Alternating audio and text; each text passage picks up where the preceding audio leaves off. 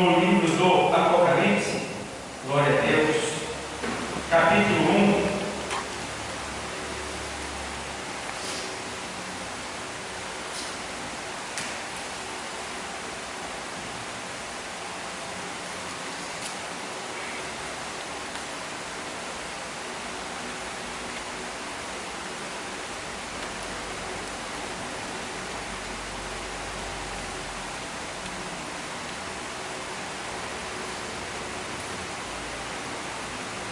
Apocalipse 1 e verso 1 diz assim: todos acharam?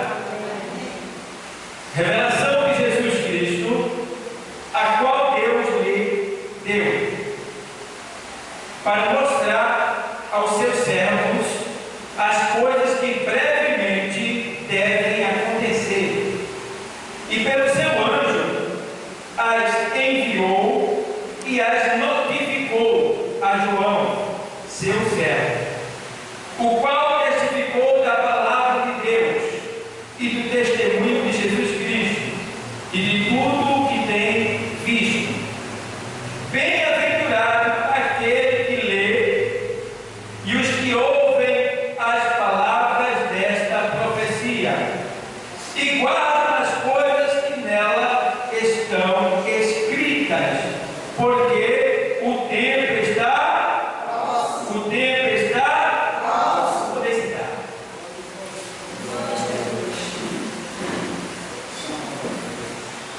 Eu glorifico a Deus, que Deus, Ele é aquele, o Espírito de Deus, Ele toma esse lugar de tal maneira, quando a gente entra aqui, que quem está ligado no Espírito, ele testifica com você. Ele vai testificando que aquilo é de Deus e aquilo não é de Deus. Ele vai testificando. Quando eu saí de casa, eu disse: Deus, me deu uma. Eu preparei a palavra e eu tinha já um texto preparado, já tinha estudado, mas hoje eu ia para Itapissuma para o evangelismo lá e eu liguei para lá e pedi para que tomassem a frente lá, o auxiliar, e fizesse a obra. Se chover, que eles entrassem e fizessem a oração. Se não chover, saísse para o evangelismo. Enquanto isso, minha esposa já estava me convidando para a reunião secreta com Deus em breve estava virada. Eu não sabia que eu estava escalado aqui e nem eu também. Mas, como eu estou convidado na escala, agora à noite eu fui ver a escala e quando eu vi, olha, estou escalado em Alto Curitiba. Então, a esposa deve estar, a coordenadora deve estar esperando ainda, mas eu estou aqui porque aqui eu estou escalado. Então, o que prevalece é a palavra de Deus. Igreja, eu quero nesta noite, já feliz porque Deus, quando eu cheguei, o presidente ele estava lendo um texto que falava sobre conhecimento das Escrituras, né? Pelo fato que aqueles que não buscam esse conhecimento, eles morrem, eles se perdem, eles são facilmente destruídos pelo inimigo de nossas almas. Então, bom é conhecer a palavra, bom é se aprofundar na palavra. E mais, quanto mais você se aprofundar, você vai descobrir coisas que você jamais imaginou descobrir, coisas que você vai ler, vai ter o discernimento, Deus vai te revelar e vai dizer: meu Deus do céu, está aqui, eu já li isso 10, 15 vezes e eu nunca vi isso aqui, é incrível. Às vezes eu fico feito criança quando estou estudando em casa, preparando o esboço, eu fico feito criança e digo: meu Deus, quando eu falar isso para a igreja, não, é linda, a palavra de Deus é viva. Eu posso dizer nessa linguagem para que vocês entendam, ela é um poço sem fundo, né? É uma profundidade que não tem fim. Então é muito lindo. E eu quero falar nessa noite, me firmando no texto que a gente leu, e mais exclusivamente no versículo 3 do livro do Apocalipse. Aí você me acompanha com a tua Bíblia, tá bom? Não feche ela porque a gente vai andar pela Bíblia. Hoje é culto de doutrina, ou chamado também de culto de instrução da palavra. E aqui a gente vê que o texto diz: bem-aventurado aquele que lê. Ou seja, você é mais do que feliz se você lê essa palavra. Essa palavra bem-aventurado não se refere a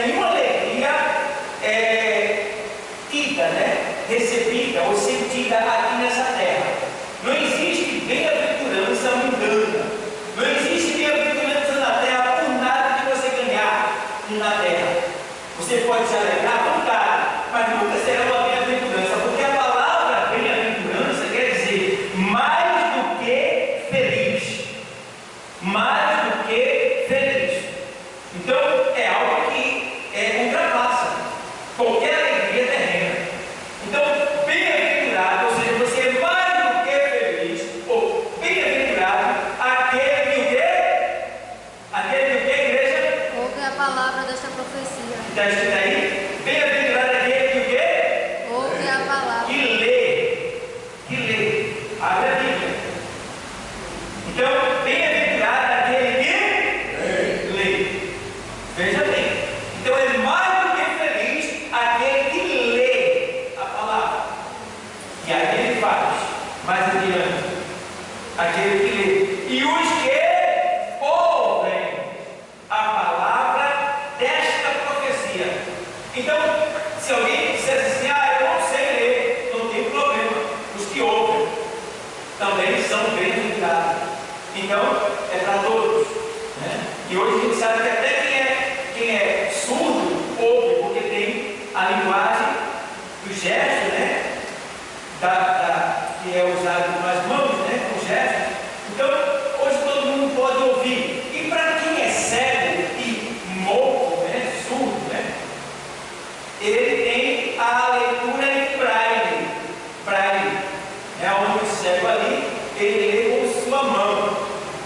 Então, não escapa ninguém. Todo mundo tem acesso à palavra. Todo mundo pode ser mais do que feliz, porque a Bíblia ela já está distribuída de várias formas, para que todos possam ter acesso e ser bem-aventurados. Claro que isso aí é uma obra de Deus.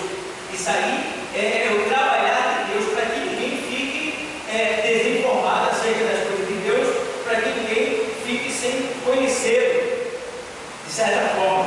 E quando a gente fala de palavra de Deus, a gente está falando desse livro que você tem aí na mão. Que esse livro, ele tem vários nomes que é atribuído a ele. Vários nomes são atribuídos a esse livro. Certo? E dentre os nomes que são atribuídos a este livro que você tem na mão aí, um deles, o primeiro deles, o principal deles é Bíblia Sagrada. Esse é o nome dado a este livro, né, que nós chamamos de Bíblia.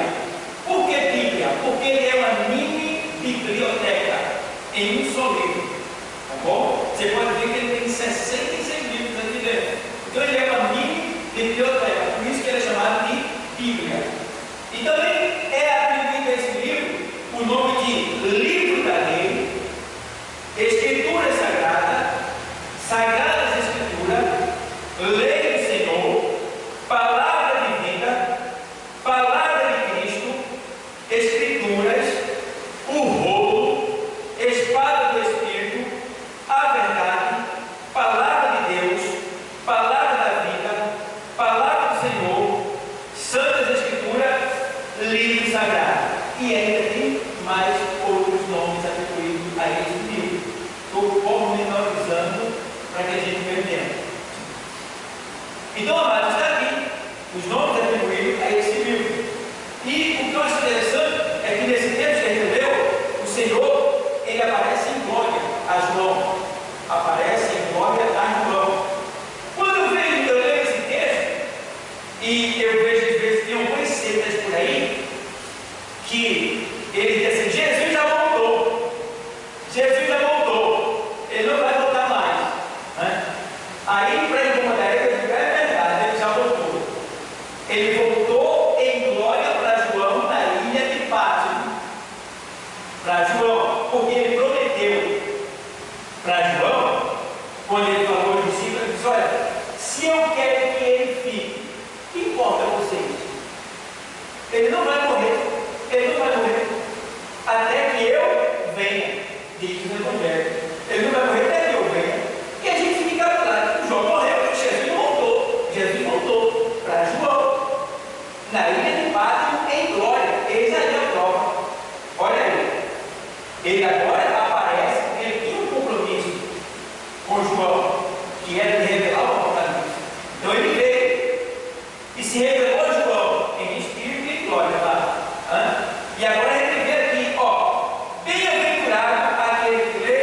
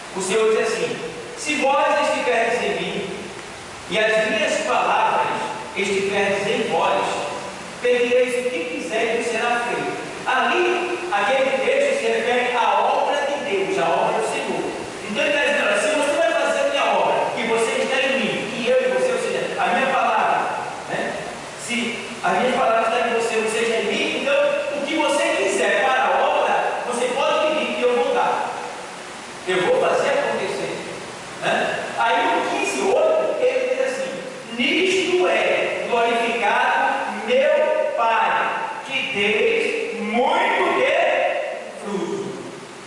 Então, quer dizer, se você está recebendo a palavra de Deus, se alimentando dela, e você é uma árvore que só vai se alimentar dos adubos, dos nutrientes, do alimento da água, e você não frutifica, o Senhor diz que a árvore que não dá fruto, o que é que vai fazer com ela? Cortar e lançar fora, ao termínio. Então você tem que frutificar. E qual é o fruto? A palavra de Deus. Ele diz bem claro: nisto é glorificado meu Pai, que dê muito fruto. Certo? Então, também ele diz em João 15:16, quando ele diz assim: olha, não foi vós que escolheste, não foi vós que escolheste, mas eu vos escolhi, né? E vos nomeei para que vades e deis o quê? Fruto, a fim de que o vosso fruto, o quê? Permaneça. Antigamente eu evangelizava muito, não está permanecendo. Deu muito fruto no passado, não está dando mais. Pastor, antigamente Jesus voava, eu orava, ou se eu sentia a presença de Deus. Ih, rapaz, antigamente não está frutificando mais. Antigamente, pastor, eu visitava os enfermos, eu ia nos cultos de ponto de pregação. Ia, não está fazendo mais. Então parou de frutificar. Você está dizendo, para que vades e deis o quê? Fruto, a fim de que o vosso fruto permaneça. Então não tem esse negócio de que antigamente eu fazia isso. Não. Você tem que ter feito no passado e continuar fazendo no presente. E outra coisa, e abundando naquilo que faz para o Senhor. Porque o Senhor diz assim: se a vossa justiça, o Senhor ali estava falando dos escribas e fariseus. Quem eram os escribas? Escriba eram homens que copiavam a Bíblia. Eles faziam a Bíblia com a mão, escrevendo. Eram os escribas, chamados de copistas, né? Aqueles que tiram a chefe da Bíblia. Ele era copista, copiava a Bíblia. Eram os escribas. E os fariseus eram homens religiosos, né? Seguidores da lei. Homens religiosos, seguidores da lei. Aí o Senhor está lá discutindo com essas duas peças: os escribas, que conheciam a palavra, né? E os fariseus religiosos, né? No extremo religiosos. Aí o Senhor diz: olha, se o Senhor olhar para ele e dizer, ó, os escribas, eles copiam a Bíblia, eles conhecem a lei de cor, conhecem a palavra de cor, mas eles não vivem, eles não colocam em prática, né? E os fariseus são religiosos, pessoas religiosas que eram religiosas só para aparecer, era só de aparência. Eles gostavam tanto de aparecer que quando eles jejuavam, eles subiam no lugar mais alto da feira, a feira pública, a feira dele. Então eles subiam no lugar mais público, com o cabelo assanhado, melado de cinza muitas vezes, porque era a forma de jejuar antigamente, para demonstrar que ele estava em sacrifício, que ele estava se entristecendo. Então ele, com o rosto, né, arremelado, como se diz a história, e eles ali oravam. Por que eles oravam assim, pastor? Porque eles queriam que todos vissem que eles estavam sacrificando a Deus. Esse era os fariseus, homens religiosos de aparência. E aí o Senhor diz assim: olha, escribas e fariseus, se a vossa justiça, aí o Senhor olha para seus discípulos e diz: se a vossa justiça não exceder, ultrapassar a dos escribas e fariseus, de maneira nenhuma entrarei no reino dos céus. Veja bem. Então quer dizer, eu tenho que ser mais do que um religioso de capa, de aparência. Eu tenho que ser religioso, mas eu tenho que fazer, aparecer. Entendeu? Eu tenho que fazer aparecer. Uma coisa é eu dizer que sou crente e vim aqui e não interessa com nada, só vim aqui e tchau. Outra coisa é eu ser um crente e eu me envolver no curso de evangelismo, eu me envolver do pão da cesta básica, eu me envolver em visitar o enfermo, eu me envolver em ajudar o próximo. Aí eu não sou de aparência,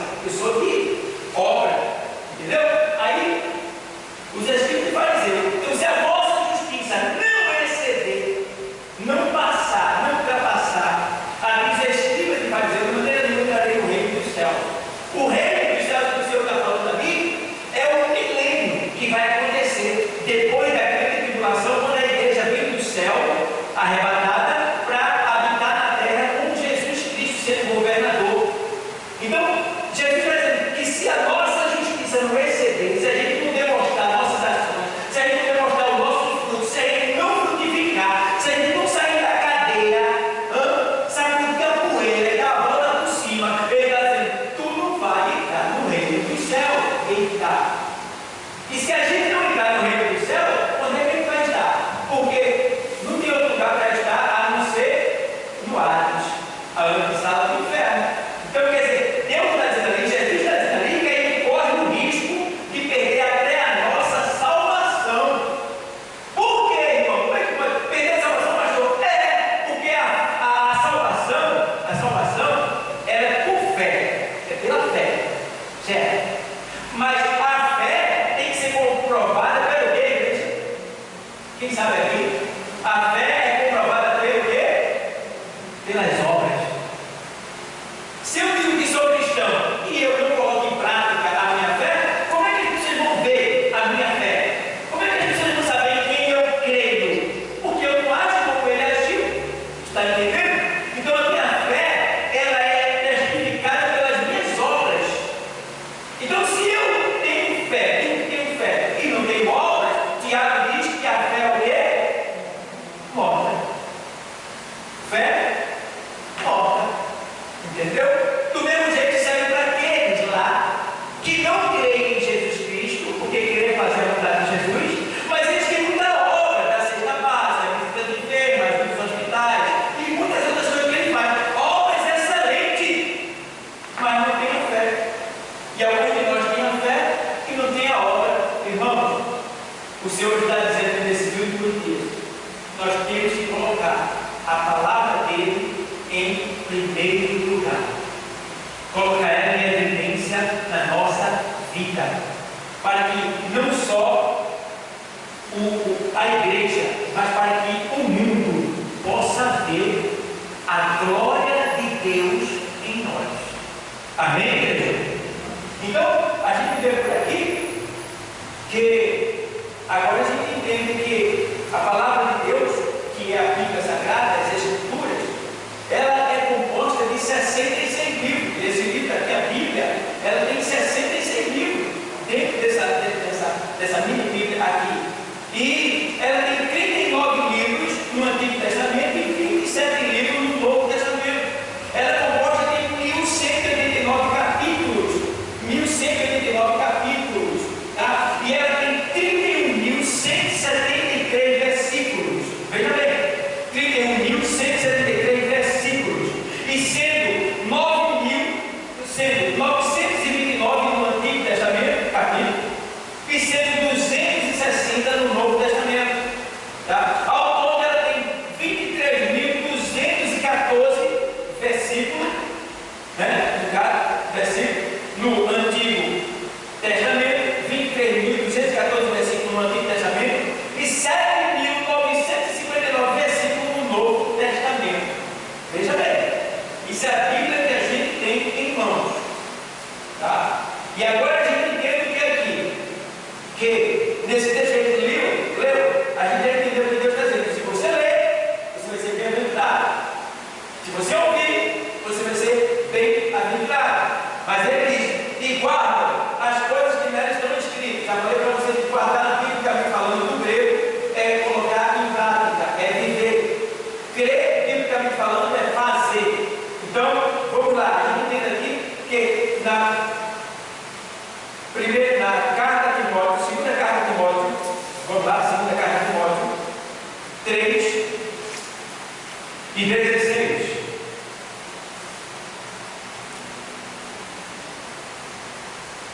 Toda a Escritura divinamente inspirada, toda a Escritura, esta aqui, divinamente inspirada. Vê bem, pessoal. Aí precisa levar em consideração uma coisa.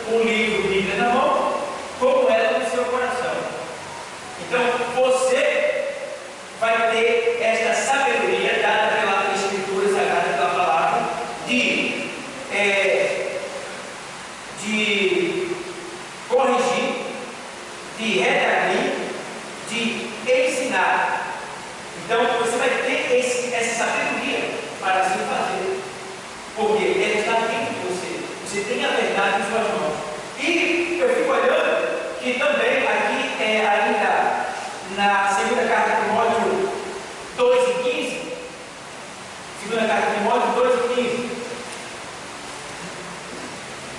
Diz assim o texto sagrado: procura apresentar-te a Deus aprovado, como obreiro que não tem de que se envergonhar, que maneja bem o que, igreja? Muito bem, a palavra da verdade. Veja bem, olha, Deus está dizendo: procura te apresentar a mim como ele faz, procura apresentar a Deus aprovado, como obreiro que não tem de que se envergonhar. Então, veja bem, não adianta eu querer aparecer para você, eu querer dar uma de santarrão, eu querer aparecer querendo ser o sabe tudo. Não adianta, porque em primeiro lugar não é para vocês que eu tenho que aparecer. Em primeiro lugar não é para vocês que eu tenho que me apresentar.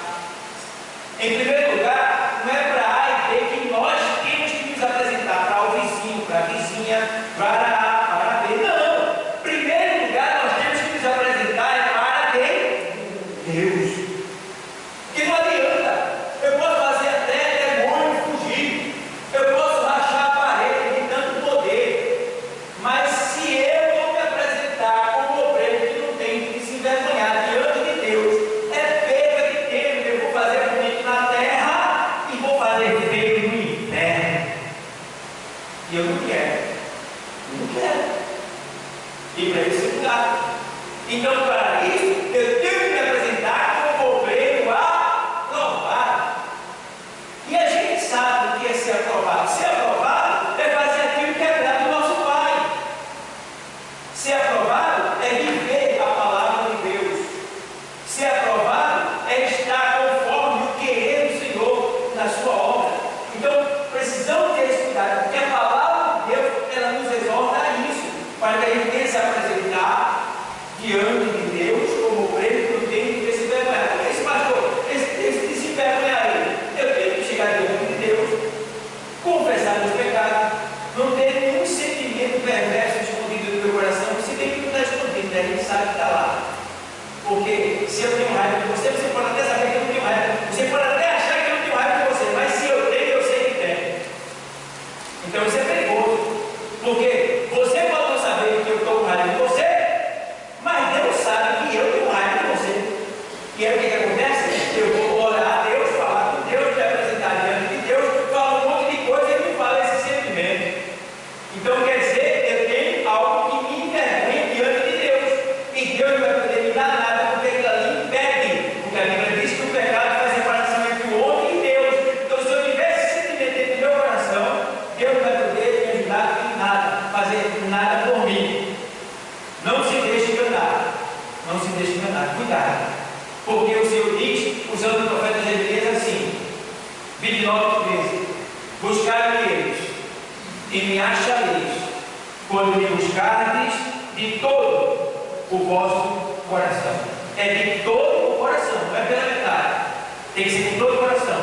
Ou seja, você tem que dizer para Deus: meu coração está aqui, vazio, pronto para o Senhor encher do seu poder, da sua graça, do seu amor, da sua misericórdia, do seu carinho. Me encha, Deus, me encha. Aí Deus vai me encher.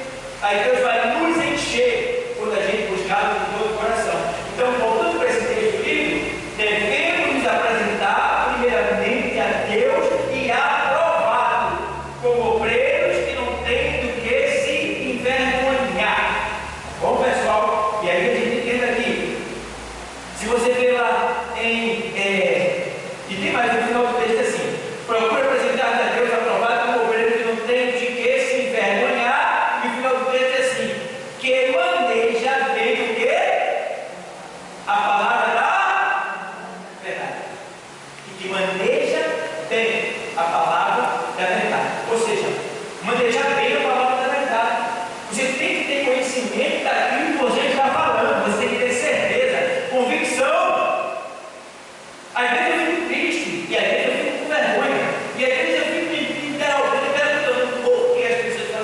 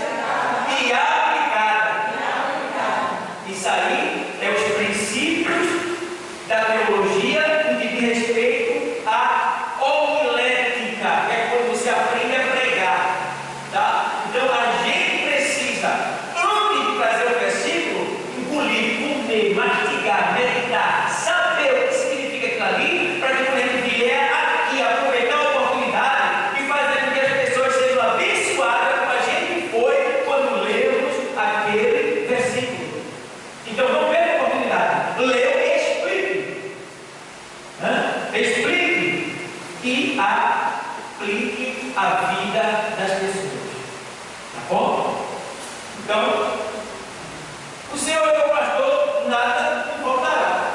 Pronto. Mas se você leu, agora você tem que explicar. Irmãos, por que o salmista está dizendo que o Senhor é o seu pastor? O que ele está querendo dizer aqui? Ele está querendo dizer que ele tem um pastor e que ele confia nesse pastor.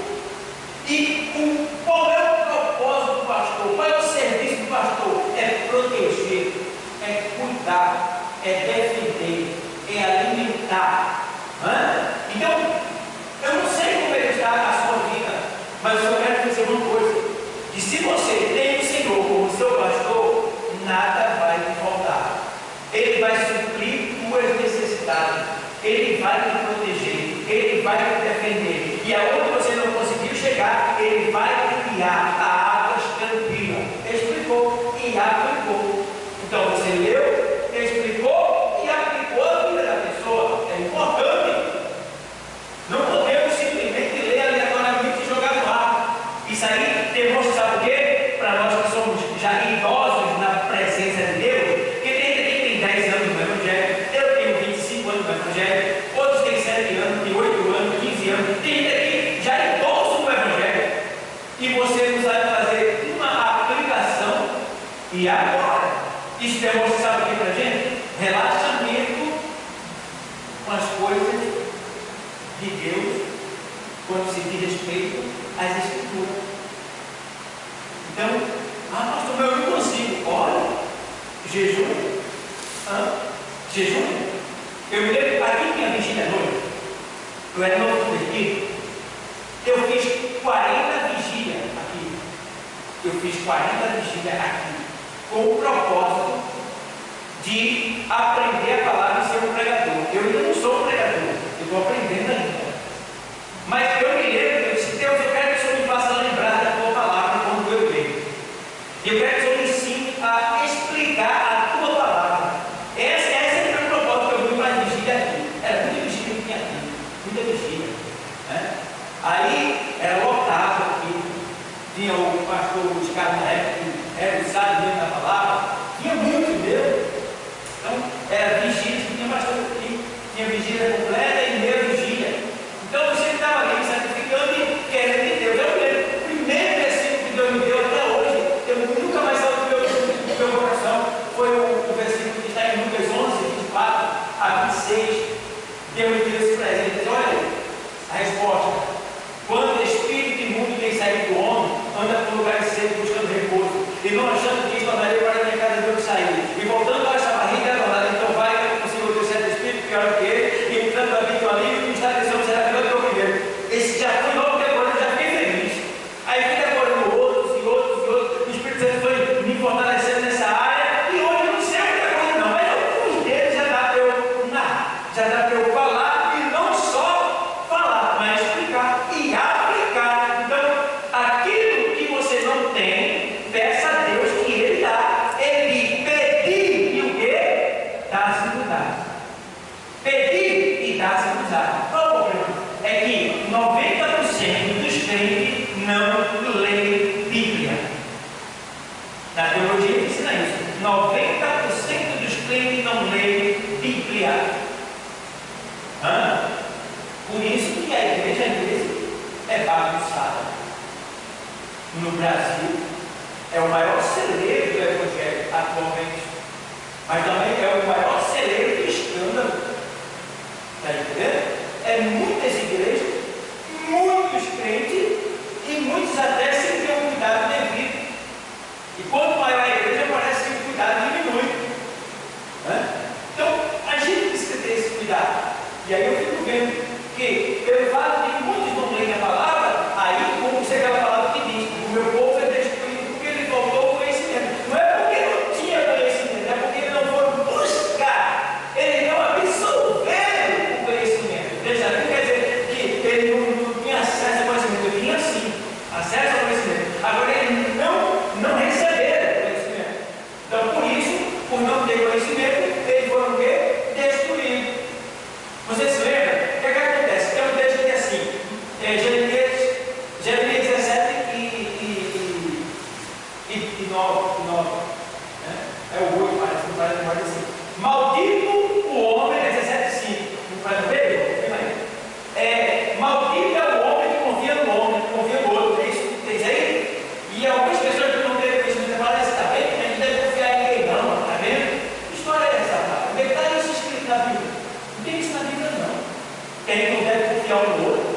Senhor mandou amar mais do que confiar e se entregar.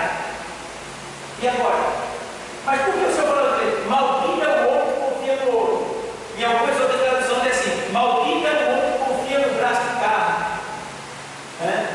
Então, ali ele está se referindo ao fator de que o povo de Deus estava passando por um processo bélico de guerra, estavam sendo ameaçados.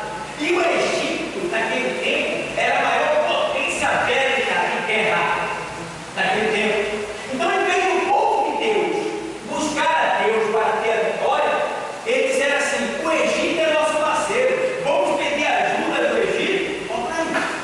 Aí eu dizer assim: vocês deixaram de buscar a minha proteção para buscar a proteção do homem? Então, maldito é o homem que confia no homem. Aí ele está dizendo: maldito é aquele que deixa de buscar o seu Deus e confia mais no braço de carne. Você já entendeu? Amém? Amém? Então, qual é o problema ali? É que eles deixaram de buscar a proteção de Deus para buscar a proteção do Egito.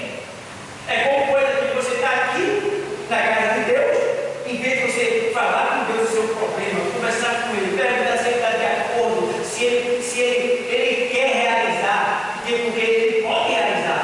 Mas você pode dizer: o Senhor quer realizar isso na minha vida, meu Senhor? Faça acontecer. O leproso disse assim: Senhor, se tu quiseres, bem pode curar.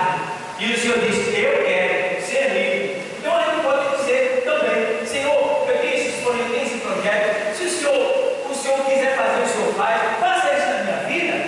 Mas aí a gente não fala com Deus, é preguiçoso, não ora como devia orar, não lê a palavra como devia ler. E aí a gente diz: eu vou falar com fulano, eu vou falar com ciclano, eu conheço um vereador, um deputado, um doutor. Está entendendo? Não foi primeiro lá buscar o Senhor, a direção, feito que Neemias, quando ia para reparar os muros, o que foi que ele fez? Ele jejuou e orou para que Deus quebrantasse o coração do rei. Não foi isso mesmo que ele fez? E quando ele foi lá, Deus ficou à frente. Entendeu? Aí a gente não faz isso. Aí o que a gente faz? A gente vai buscar o que a gente imaginou. Aí ele diz assim: está certo, né? Está certo. E tu diz que é meu certo. E agora? Então temos que ter cuidado. Não confie no braço de carne. Não confie no homem. Nesse sentido. Confie em Deus. Bom, pessoal? Então, vamos lá. Aí, aqui, a gente pode ver que, primeiro de Pedro 1:23,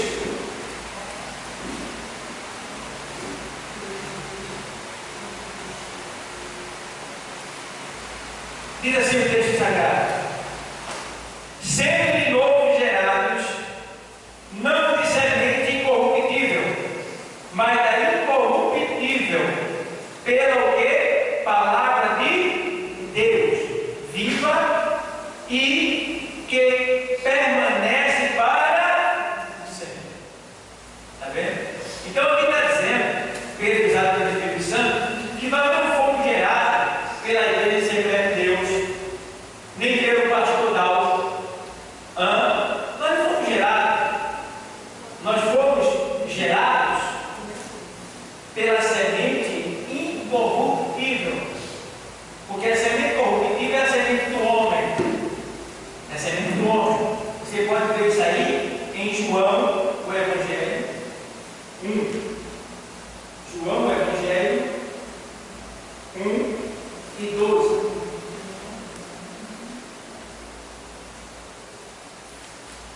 Mas a todos quanto recebeu, deu-lhe o poder de serem feitos filhos, tá bom? De Deus. Mas a todos quanto o receberam, deu-lhes o poder de serem feitos filhos de Deus, aos que creem no seu nome, os quais, aqui agora, os quais não nasceram do sangue, ser humano, nem da vontade da carne, ser humano, nem da vontade do varão, ser humano, mas de quem? De Deus.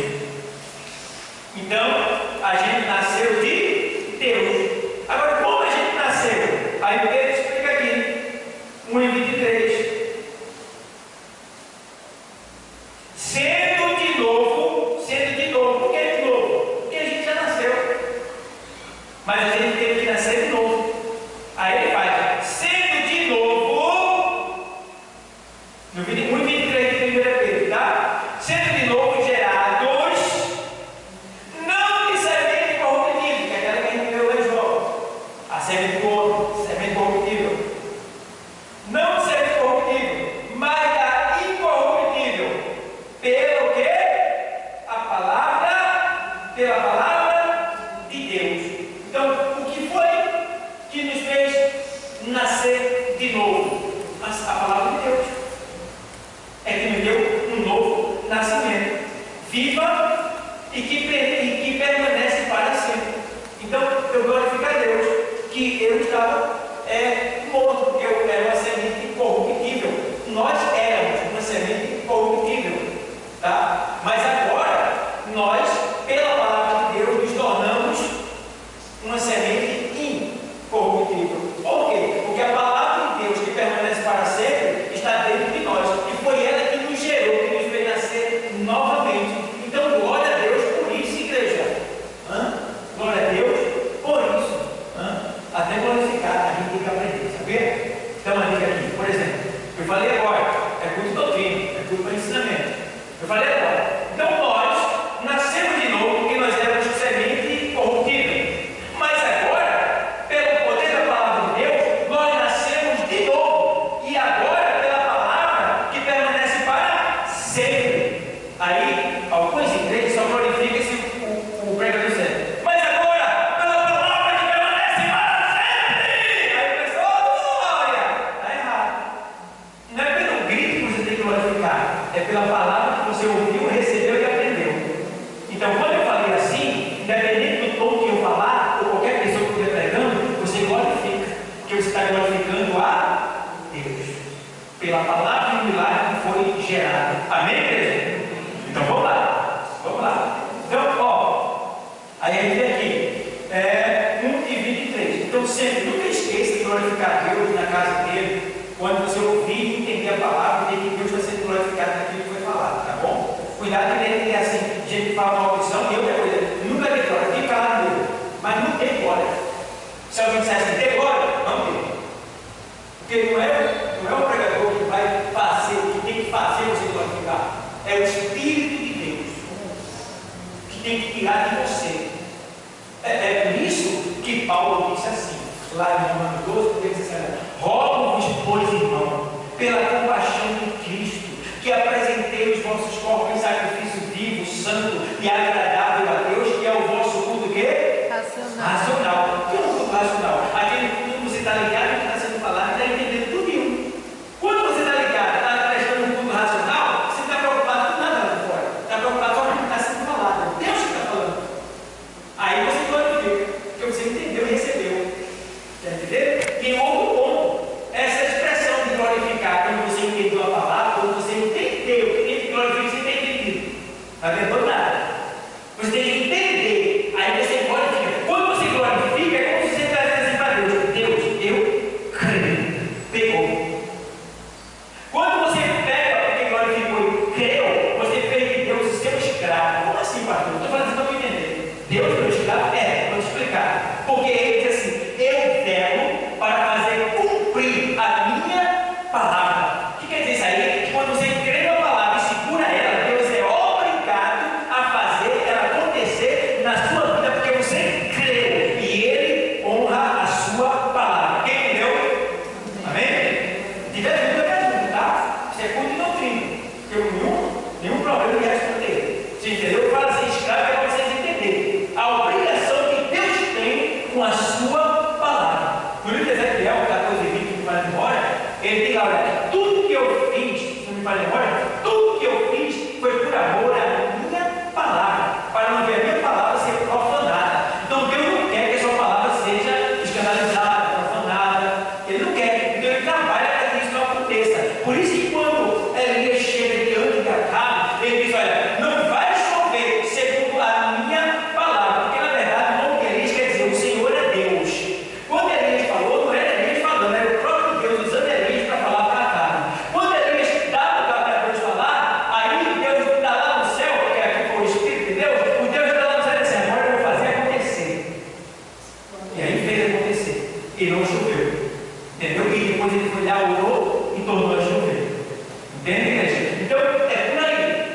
Se liguem, quando for dizer amém, cuidado.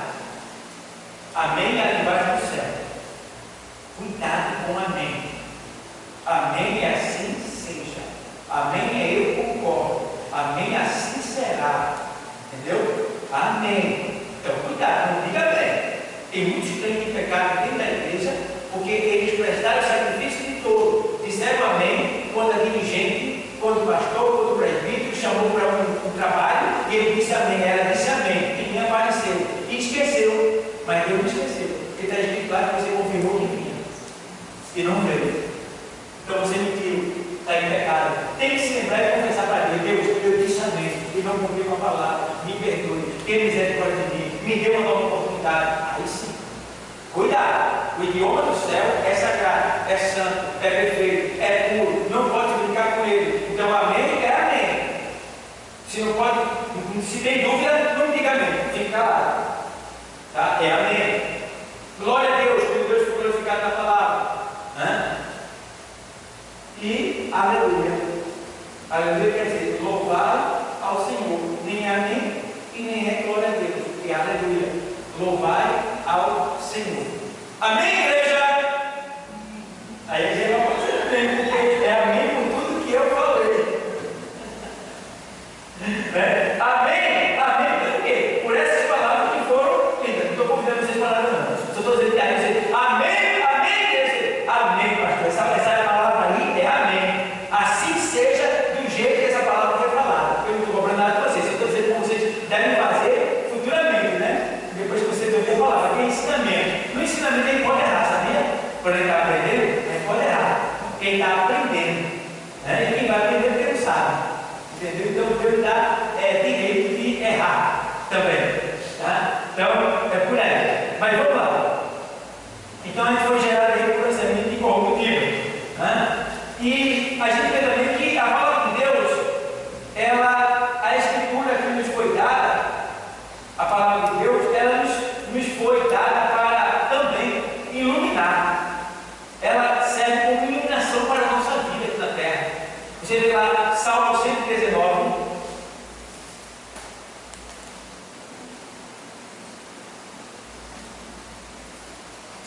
Verso 130. A exposição das tuas palavras dá luz e dá entendimento aos simples. Quem são esses simples? Somos nós. Salmo 119, verso 130, tá? Marca aí. Aí o salmista diz: a exposição das tuas palavras dá luz e dá entendimento aos simples. Meu irmão, vê que coisa linda esse texto. O salmista dizendo que quando você se expõe, como você está se expondo agora essa noite aqui, vocês estão expostos diante de Deus, da sua palavra. E por essa razão, que vocês estarem aqui, está acontecendo isso que está escrito aqui, ó. Vocês estão sendo iluminados.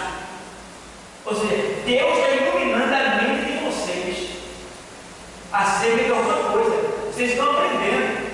Veja, desde que se começou a ministrar a palavra aqui, algumas coisas vocês já aprenderam. Isso aí significa isso aí que está aí agora, iluminação. Vocês estão sendo iluminados. O que é iluminação?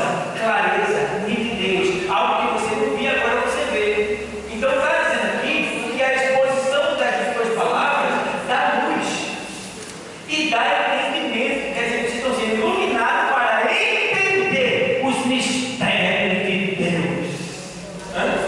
Então, veio por aí. A gente vê também que no Salmo 19, verso 8,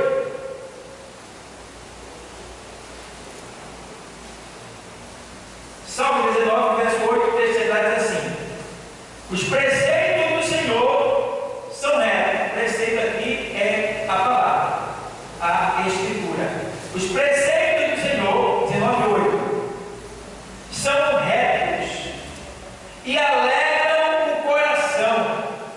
O mandamento do Senhor é puro e alumia os olhos. Que coisa linda! Os preceitos do Senhor são retos. Então a palavra de Deus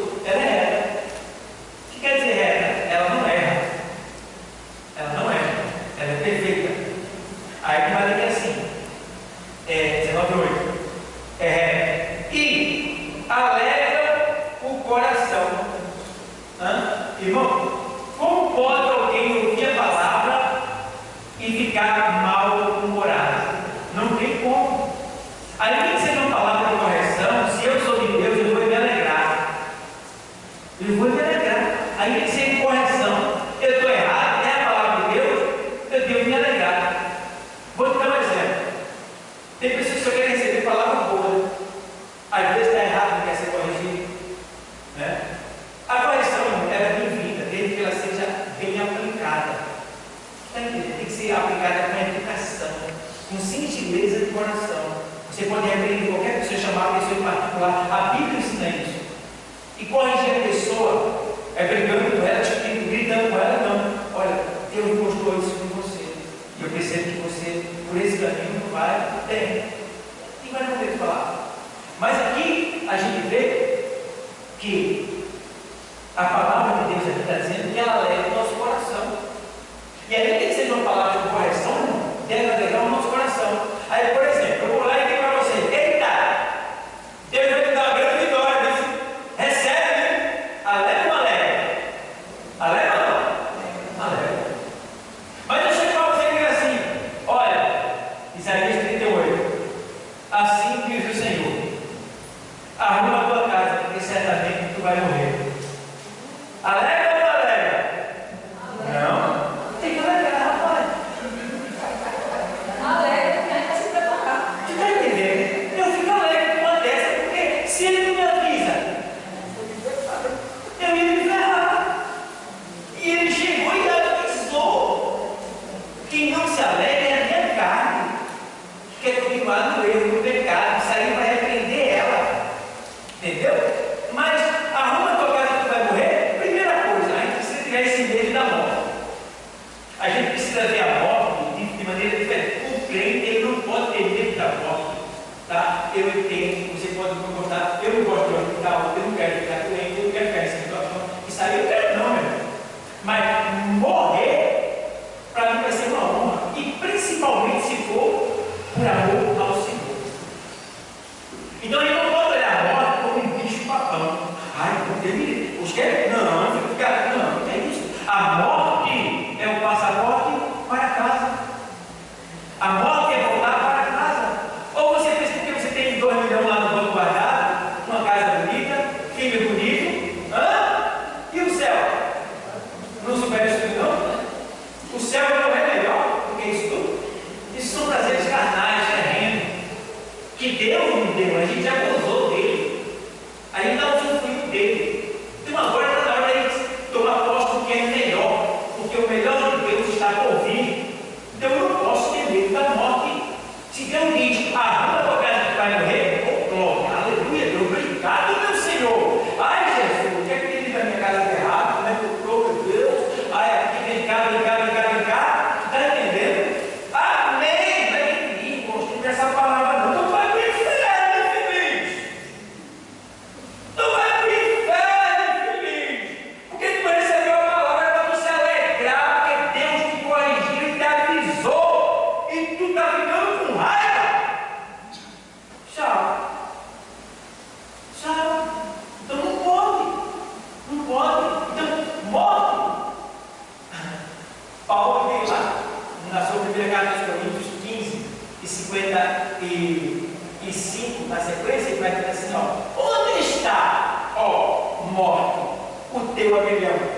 Onde está, ó inferno, a tua vitória? O aguilhão da morte é o quê? O pecado. Aí ele vai dizer: olha, mas graças a Deus que lhe dá a vitória. Então, ó, morte já foi vencida, envergonhada pelo nosso Cristo. A gente agora nunca mais vai morrer. Vai haver uma mudança de residência só. Por um momento, a gente vai sair dessa residência. Porque a casa está caindo, né? A casa está caindo. Estou com um probleminha aqui no braço. Já tem um probleminha aqui, uma hernia do lado. Aqui ali surge uma dorzinha, uma tonturazinha, a casa caindo. O telhado já está branco. O alicerce já está começando a tremer já. Ainda sente cãibra, né? Dor nos ossos. Aí vai. A janela, a porta já está querendo fechar. não fica mais aberta, que os olhos estão querendo, tem a cegueira, um monte de coisa, né? Aí os moedores da casa, que é o dente, já ficam cegos, não cortam mais como cortavam antigamente, né? E aí lá, e a casa está aí, e a casa está aí, e a gente percebe que a gente quer ficar nessa casa, está aí, e a gente quer ficar. Então, um camarada do evangelho lá embaixo, tem uns 3 pessoas lá embaixo que há uns 10 ou 15 anos, eu acho que desde que eu prometi que eu estava, está falando lá, vamos para a igreja, vai, estou quase indo. Agora Deus, o cara passa escorado numa mureta. Rapaz, hoje não, eu estou quase indo lá, quer que vai buscar de carro? Não, precisa não, pastor, precisa não. E a casa está indo, a casa já está escorada, irmão. Se tirar aquela escola, é tudo pisado. Mas ele está dizendo, agora não. Está lá na casa velha. E eu quero saber dessa casa velha. Fala para você, olha, todavia, o homem exterior, ele está se corrompendo, está envelhecendo, a casa está caindo. Mas o interior se renova para o grande encontro com o Senhor. Então, Paulo diz também, escrevendo lá, na sua carta aos Coríntios, capítulo 5, primeira carta aos Coríntios, ou é segundo, deixa eu ver aqui, segunda carta aos Coríntios 5, deixa eu ver lá, vê que coisa linda, porque a gente falou de morte aqui, né? Então vamos lá, segunda carta aos Coríntios 5, primeiro.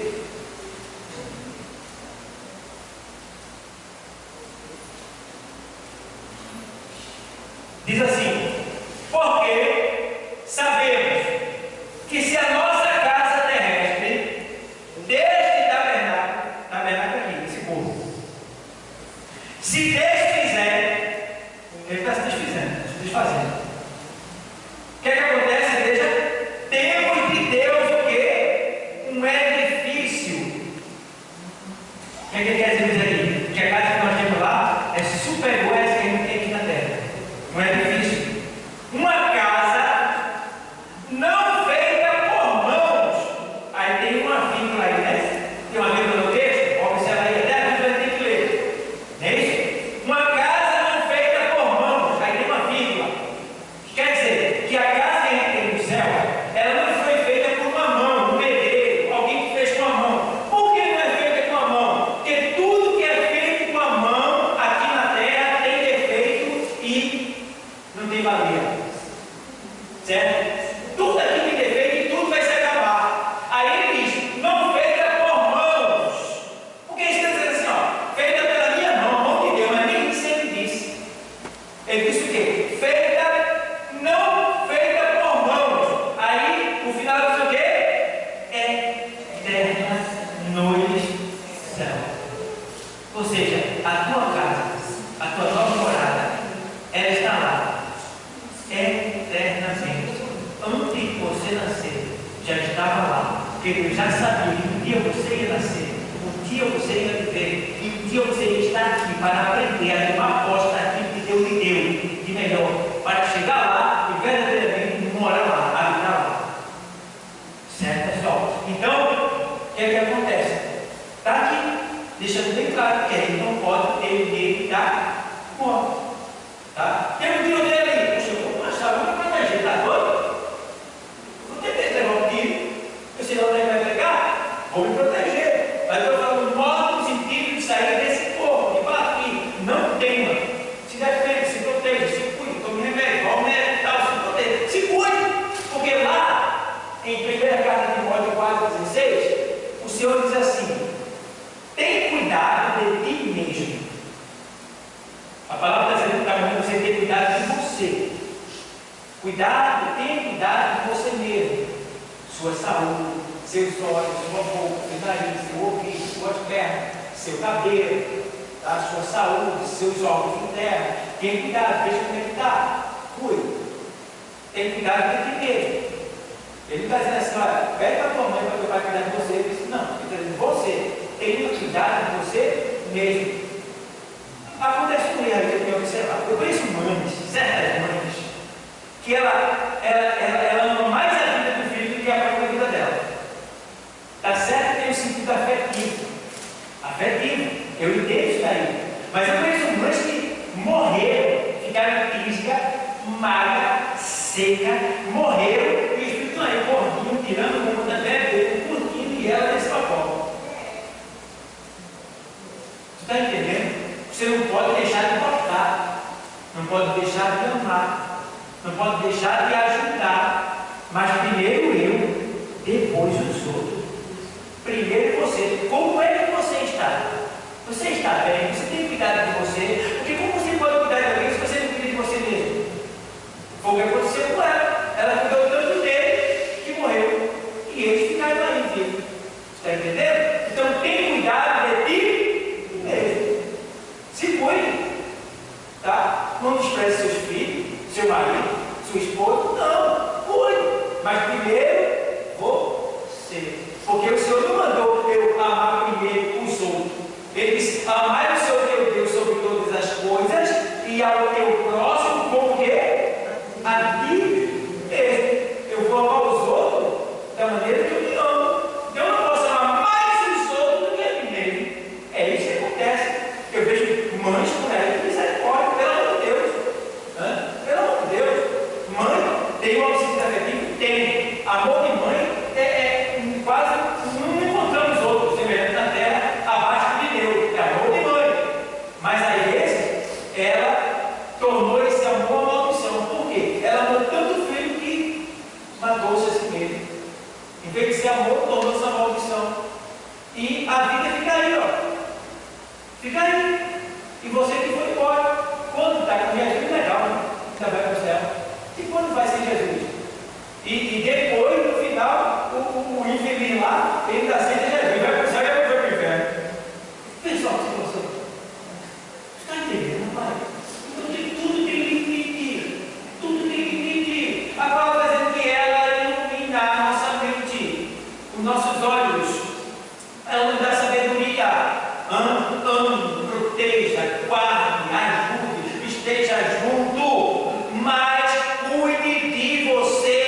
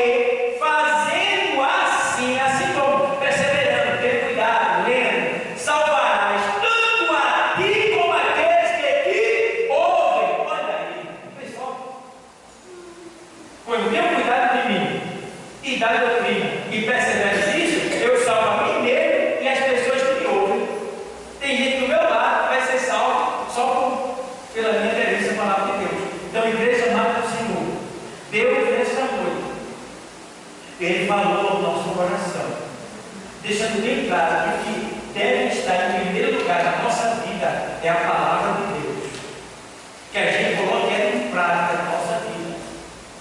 Tá? Que a gente seja fiel. Que a gente não volte atrás. Eu não gosto de bobagem. Tá? Porque eu estou vendo aqui gente aqui, misericórdia. Mas eu vou sair da igreja. Vou embora da igreja. Qualquer coisinha, misericórdia.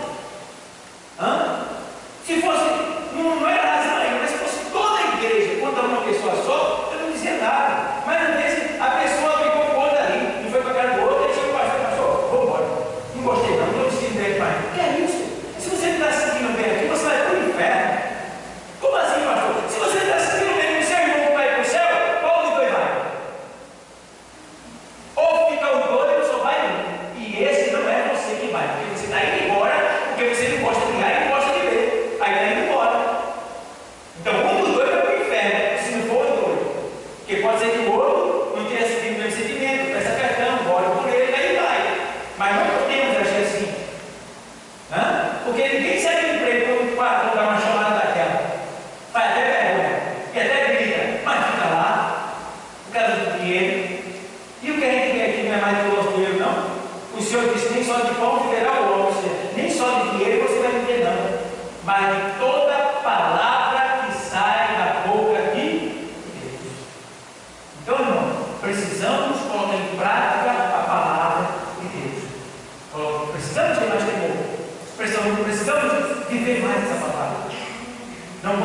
desanimar, nem voltar atrás, nem sair do lugar, nem voltar, porque Deus, Ele tem a sua palavra, eu não me agrado daquele que volta atrás, a minha alma não tem prazer naquele que recua, Se eu quiser pintar isso aí, tá?